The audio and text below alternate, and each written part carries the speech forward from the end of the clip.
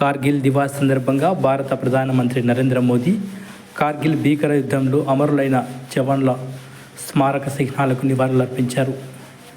Siachen glacier ఆక్రమణ కోసం చొరబడిన పాక్ సైన్యాన్ని తరిమికొట్టే క్రమంలో ఎంతోమంది జవాన్లు అమరులయ్యారు.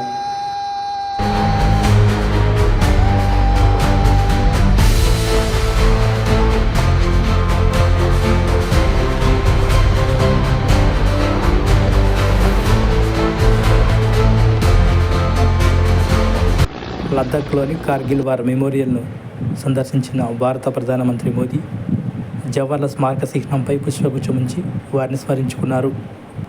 Defence minister Rajnath Singh, chief general Anil Chauhan Kargil వీరులకు నివాళులర్పించారు.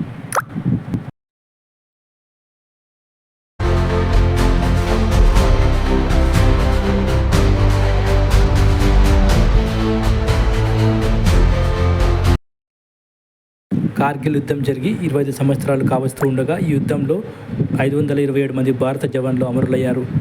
ఈ సందర్భంగా యుద్ధంలో అమరులైన వారికి ఇదే మా సెల్యూట్.